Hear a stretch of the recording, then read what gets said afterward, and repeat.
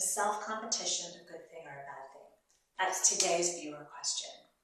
So we've been talking about the inner mean girl for weeks now, and about how oftentimes she shows up and she wants to compare us to other people. And so we talked about keeping up with the Joneses and how to really stop that comparison game.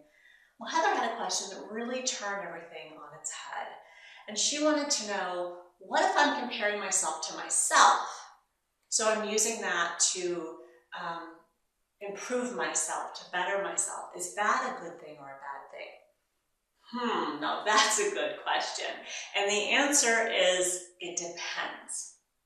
So if your self-comparison is showing up as your inner mean girl, your inner critic, that's still something that we want to avoid, right? Because we don't want our motivating factor to be one of fear, of being less than, of feeling like we're not good enough as we are, so we're striving to push ourselves more or harder or do better or whatever.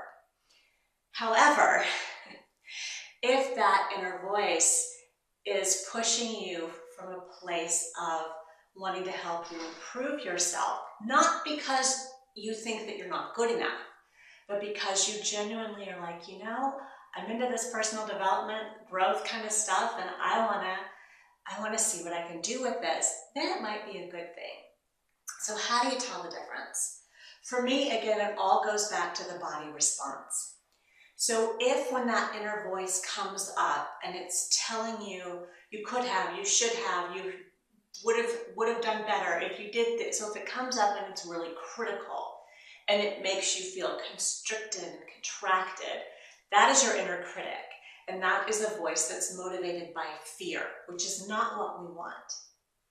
If, on the other hand, when that inner voice comes in, it's like, oh, I think I can do this. Like, I think I got this. Like, I want to challenge myself, and I want to push myself, and I want to try this new thing, and I think I can do this. Then go for it. Because that's your inner voice of wisdom, wanting to help you become a better version of you. But that, to me, again, in the body, that feels very expansive and very freeing and very excited.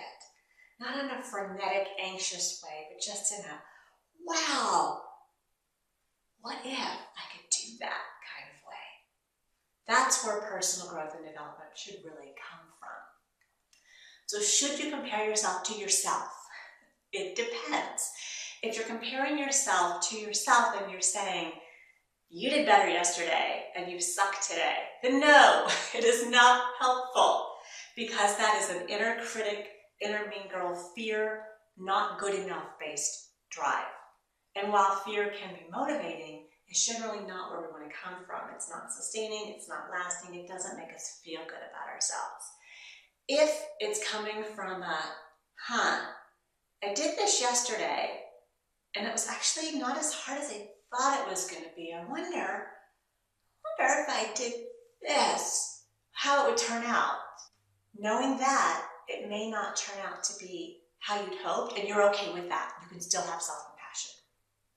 Then that's a good place to come from. I hope that helped you distinguish whether your self-comparison is coming from a place of growth and personal development and self-compassion, or from a place of fear and criticism.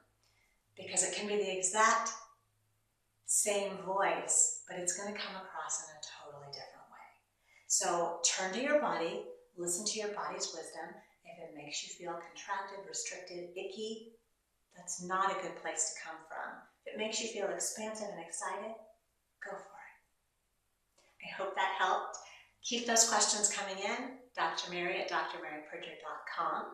And if you want to dive more into the inner critic work and really how to tell the difference between the inner critic and the inner voice of wisdom and how that might show up for you, I invite you to join me for my free call series I've got coming up. I've got a 3-part call series. It's how I turned body shame into body love. So the first call is about the 4 steps I took. The second call is about emotional eating. And that third call is about dealing with your inner critic. So sign up at drmarypritchard.com outdo.com/body. You can listen to 1, 2, or all 3 of the calls. They're going to come straight to your inbox, so whatever works for you. Keep those questions coming in. Leave me a comment below. Give me a thumbs up. Give me a thumbs down. Let me know what you like. Let me know what you want more of. And I'll see you next week.